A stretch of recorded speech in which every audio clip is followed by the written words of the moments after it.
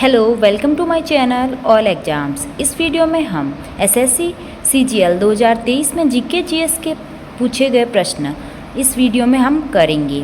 इसी के साथ अगर आप चैनल पर नए हो तो चैनल को सब्सक्राइब जरूर करें। देखते हैं पहला प्रश्न।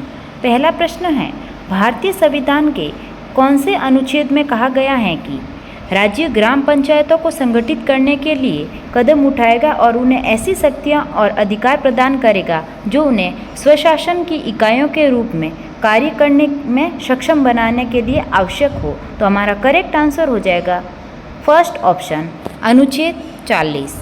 फर्स्ट ऑप्शन हमारा करेक्ट आंसर हो जाएगा। अनुच्छेद 40 में ही ग्राम पंचायतों के संगठन के बारे में बता रखा है। अब देखते हैं अनुच्छेद 35 में क्या है। केंद्र सरकार के कामकाज के संचालन के लिए नियम बनाने की राष्ट्रपति की शक्ति से संबंधित है। अनुच्छेद 38 में लोगों के कल्याण को बढ़ावा देने के लिए सामाजिक व्यवस्था को सुरक्षित करने के लिए राज्य के कर्तव्य से संबंधित है। अनुच्छेद 38। अनुच्छेद 32 मौलिक अधिकारों को लागू करने के लिए संवैधानिक उपचारों का अधिकार प्रदान करता है। तो ये पॉइंट भी हमें ध्यान में रखना है। अगला प्रश्न देखते हैं, निम्नलिखित में से भारत में वित्तीय वर्ष 2022-23 की सही अवधि कौन सी है। 1 जनवरी 2022 से 1 जनवरी 2023 तक। सेकेंड ऑप्शन है 1 अप्रैल 2022 से 31 मार्च 2023 तक। थर्ड ऑप्शन दे रखा है 30 अप्रैल 2022 से 1 मार्च 2023 तक। फोर्थ ऑप्शन है 30 अप्रैल 2022 से 31 मार्च 2023। तो हमारा करेक्ट आंसर हो जाएगा वित्तीय वर्ष शुरू होता है 1 अप्रैल से और अगले वर्ष की 31 मार्च तक। तो सेकेंड ऑप्शन हमारा करेक्ट आंसर हो जाएगा। अगला प्रश्न है, राउरकेला स्टील प्लांट जर्मनी के सहयोग से भारत के किस राज्य में स्थापित किया गया था। ओडिशा, असम, झारखंड, बिहार। इसका करेक्ट आंसर हो जाएगा फर्स्ट ऑप्शन ओडिशा राज्य में राउरकेला स्टील प्लांट जो कि जर्मनी के सहयोग से भारत में स्थापित किया गया। झारखंड वर्ष 2000 में झारखंड को बिहार से अलग कर दिया गया था। इस्पात उद्योग झारखंड के प्रमुख उद्योगों में से एक है। Tata Steel, Bokaro Steel Plant और Jindal Steel and Power Limited जैसी कंपनियां कार्य कर रही हैं। अब देखते हैं बिहार में। बिहार पूर्वी भारत का एक राज्य है और राउरकेला इस्पात संयंत्र की स्थापना के समय ये अविभाजित राज्य बिहार और ओडिशा का हिस्सा था। राज्यों में कुछ छोटे इस्पात संयंत्र हैं लेकिन राउरकेला इस्पात संयंत्र जितनी महत्वपूर्ण नहीं है, यानी कि राउरकेला है जो कि सबसे बड़ा संयंत्र है जो कि। अगला प्रश्न देखते हैं, निम्नलिखित में से कौन सी बारहमासी नदी 720 किलोमीटर लंबी है और ये हिमालय से निकलकर हिमाचल प्रदेश के चंबा से होकर बहती हैं। रावी नदी, यमुना नदी, कृष्णा नदी या फिर सरयू नदी। इसका करेक्ट आंसर हो जाएगा फर्स्ट ऑप्शन रावी नदी। रावी नदी उत्तर भारत और पाकिस्तान की एक महत्वपूर्ण नदी है और लगभग 720 किलोमीटर लंबी। अब देखते हैं यमुना नदी। यमुना नदी उत्तराखंड के उत्तरकाशी जिले से यमुनोत्री हिमनद से निकलती हैं और ये गंगा की सबसे बड़ी सहायक नदी है। यमुना नदी की सहायक नदियाँ हो जाएगी चंबल, बेतवा, केन। अब देखते हैं कृष्णा नदी। कृष्णा नदी पश्चिमी घाट के महाबलेश्वर चोटी से निकलती हैं और ये लगभग 1401 किलोमीटर लंबी है और ये प्रायद्वीपीय भारत की दूसरी सबसे बड़ी नदी भी हैं। और कृष्णा की सहायक नदियाँ हो जाएगी घाटप्रभा, मालप्रभा, दूधगंगा और तुंगभद्रा सबसे बड़ी सहायक नदी हो जाएगी। अब देखते हैं सरयू नदी। सरयू नदी घाघरा नदी की एक सहायक नदी है और उत्तर प्रदेश और नेपाल से होकर बहती हैं। ये पॉइंट भी हमें ध्यान में रखने हैं। अगला प्रश्न देखते हैं, दिग्गज दिव्यांग विद्यार्थियों की जांच के लिए दिल्ली के स्कूलों में आरंभ किया गया एनसीईआरटी द्वारा विकसित डिसेबिलिटी स्क्रीनिंग मोबाइल ऐप निम्नलिखित में से कौन सा है। इसका करेक्ट आंसर हो जाएगा फर्स्ट ऑप्शन प्रशस्त। फर्स्ट ऑप्शन इसका करेक्ट आंसर हो जाएगा। अगला प्रश्न देखते हैं, भारत का सामाजिक न्याय और आधिकारिकता मंत्रालय जो पिछड़े वर्गों और विकलांग व्यक्तियों के कल्याण के लिए काम करता है को आवंटित होने वाली राशि में केंद्रीय बजट 2022-23 में कितने प्रतिशत की वृद्धि की गई थी। इसका करेक्ट आंसर हो जाएगा 12% की। फोर्थ ऑप्शन हमारा करेक्ट आंसर हो जाएगा। अगला प्रश्न है, कौन सा कुषाण शासक इतिहास में बौद्ध धर्म के महान संरक्षक के रूप में प्रसिद्ध हैं, जिन्होंने चतुर्थ बौद्ध संगीति का भी आयोजन किया था? चतुर्थ बौद्ध संगीति का आयोजन किया था कनिष्क। फोर्थ ऑप्शन हमारा करेक्ट आंसर हो जाएगा कनिष्क। अब देखते हैं चारों बौद्ध संगीति। पहली बौद्ध संगीति हुई थी राजगृह में और राजा थे अजातशत्रु और अध्यक्ष हो जाएंगे महाकश्यप। सेकेंड बौद्ध संगीति हुई थी वैशाली में और राजा थे कालाशोक और अध्यक्ष हो जाएंगे सबा करीम। थर्ड हुई थी पाटलिपुत्र में अशोक के समय में और मोगली पुत्र थे अध्यक्ष। चौथी बौद्ध संगीति हुई थी कुंडलवन कश्मीर में कनिष्क के शासनकाल में हुई थी और विश्वामित्र थे अध्यक्ष। तो ये सभी पॉइंट भी हमें ध्यान में रखने हैं। अगला प्रश्न है, संगीत नाटक अकादमी पुरस्कार से सम्मानित अक्खम लक्ष्मी देवी निम्नलिखित में से किस नृत्य के लिए प्रसिद्ध हैं? मणिपुरी, सत्रिया, कथक, ओडिसी। इसका करेक्ट आंसर हो जाएगा फर्स्ट ऑप्शन मणिपुरी। मणिपुर राज्य का एक शास्त्रीय नृत्य है। सत्रिया हो जाएगा असम राज्य का और कथक हो जाएगा उत्तर प्रदेश का और ओडिसी शास्त्रीय नृत्य हो जाएगा ओडिशा राज्य का। इसी के साथ देखते हैं मणिपुरी के प्रमुख नर्तक। मणिपुरी के प्रमुख नर्तक में आ जाएंगे झावेरी बहने, दृष्णा, नयना, स्वर्णा और रंजना और गुरु बिपिन सिंह और एक हो जाएंगे अल्बिनो देवी, बिंबावती और निर्मला मेहता। इन सब का संबंध हो जाएगा मणिपुरी से। अब देखते हैं सत्रिया। सत्रिया के प्रमुख नर्तक हो जाएंगे जतिन गोस्वामी, गहन चंद्रा गोस्वामी। इन दोनों का नाम आप याद रख सकते हैं सत्रिया नृत्य में। अब देखते हैं कथक। कथक के प्रमुख नर्तक बिरजू महाराज, लच्चू महाराज, शंभू महाराज, सितारा देवी, शोभना नारायण। इन सब का संबंध हो जाएगा कथक से। अब देखते हैं ओडिसी नृत्य। ओडिसी नृत्य में हो जाएगा केलुचरण महापात्रा, सोनल मानसिंह, माधवी मुदगल और गुरु पंकज चरण दास। ये सभी पॉइंट भी हमें ध्यान में रखने। अगला प्रश्न देखते हैं।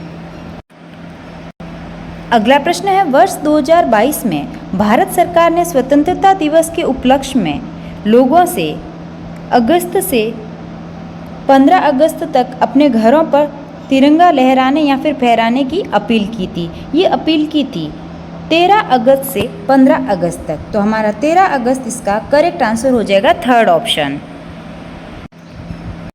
अगला प्रश्न देखते हैं, व्यापार की शर्तें को संदर्भित करती हैं। व्यापार की शर्तें को संदर्भित करता है निर्यात कीमतों और आयात कीमतों के बीच में अनुपात। फर्स्ट ऑप्शन हमारा करेक्ट आंसर हो जाएगा।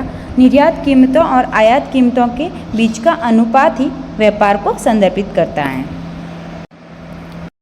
अगला प्रश्न देखते हैं, निम्नलिखित में से क्या केवल पादप कोशिकाओं में पाया जाता है? कोशिका भित्ति, केंद्रक, माइटोकॉन्ड्रिया, कोशिका झिल्ली। इसका करेक्ट आंसर हो जाएगा फर्स्ट ऑप्शन कोशिका भित्ति। पादप कोशिकाओं में पाई जाती है केवल।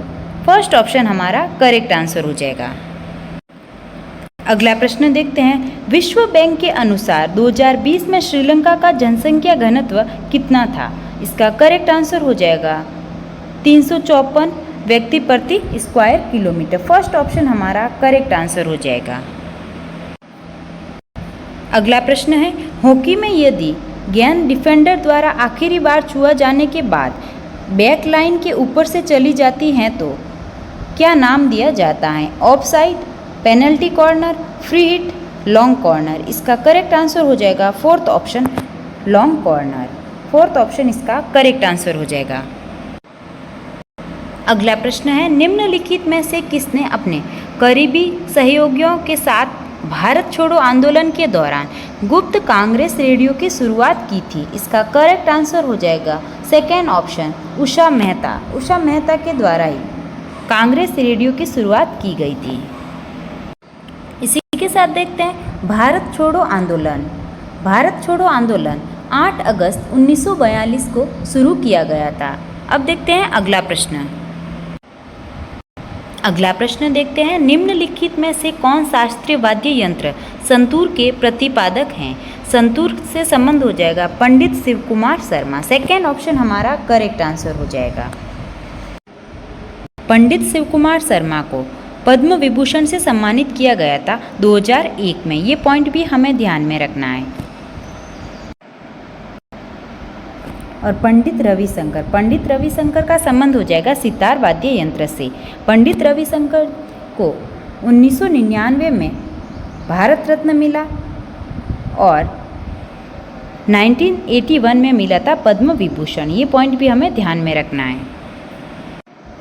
अगला प्रश्न देखते हैं, निम्नलिखित में से कौन से देश का युग्म 2022 फीफा वॉलीबॉल महिला विश्व चैंपियनशिप की मेजबानी की थी? इसका करेक्ट आंसर हो जाएगा पोलैंड और नीदरलैंड। फर्स्ट ऑप्शन हमारा करेक्ट हो जाएगा। अगला प्रश्न देखते हैं, दिया गया समीकरण एक वर्ताकार पथ पर चलने वाली पिंड की गति का गुण प्रदान करता है। इस समीकरण में v क्या है? AC = v²/r। तो इसमें v है चाल, गति। फर्स्ट ऑप्शन हमारा करेक्ट आंसर हो जाएगा। अगला प्रश्न देखते हैं, 1857 के विद्रोह में किस मुगल शासक का योगदान था? इसका करेक्ट आंसर हो जाएगा थर्ड ऑप्शन बहादुर शाह द्वितीय का। थर्ड ऑप्शन हमारा करेक्ट आंसर हो जाएगा। और क्रांति के समय भारत के गवर्नर जनरल थे कैनिंग और इंग्लैंड के PM थे उस टाइम वार्मस्टोन। तो ये पॉइंट भी हमें ध्यान में रखना है। अगला प्रश्न है, एक भारतीय राज्य का राज्यपाल अपने कार्यालय में प्रवेश करने से पहले के समक्ष शपथ लेता है? इसका करेक्ट आंसर हो जाएगा सेकेंड ऑप्शन है राज्य के संबंध में क्षेत्राधिकारी का प्रयोग करने वाले उच्च न्यायालय के मुख्य न्यायाधीश। सेकेंड ऑप्शन हमारा करेक्ट हो जाएगा।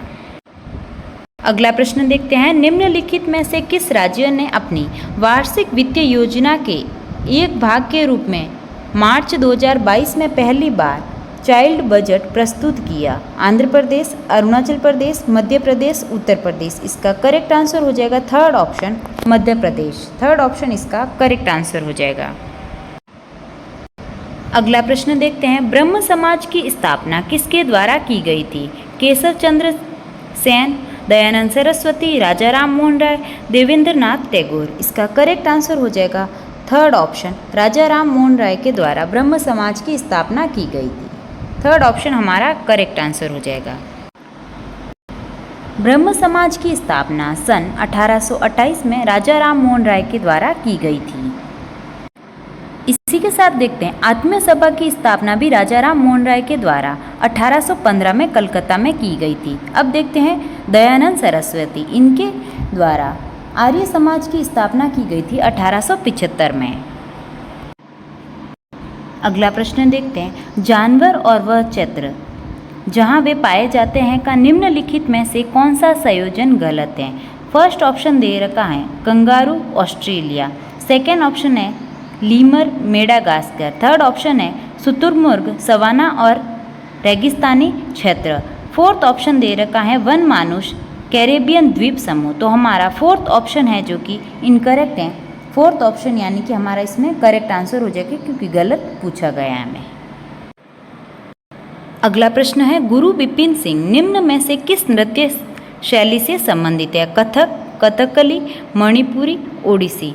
गुरु बिपिन सिंह का संबंध हो जाएगा मणिपुरी से। थर्ड ऑप्शन हमारा करेक्ट आंसर हो जाएगा। अगला प्रश्न देखते हैं, पारंपरिक भारतीय ऋतुओं के अनुसार निम्नलिखित में से कौन सी ऋतु नवंबर दिसंबर के महीने में आती हैं? शरद, हेमंत, वसंत, शिशिर। इसका करेक्ट आंसर हो जाएगा सेकेंड ऑप्शन हेमंत ऋतु। सेकेंड ऑप्शन इसका करेक्ट आंसर हो जाएगा।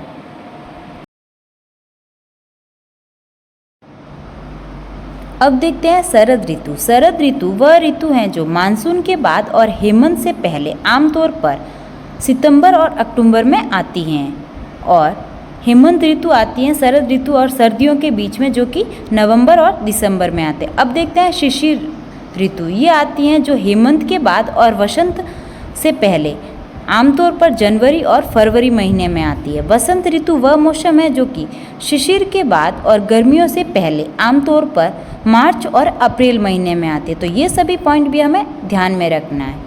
तो ये थे सभी एसएससी सीजीएल 2023 में पूछे गए प्रश्न। अगर आपको वीडियो अच्छा लगा हो तो लाइक करें और चैनल को सब्सक्राइब करें। Thank you.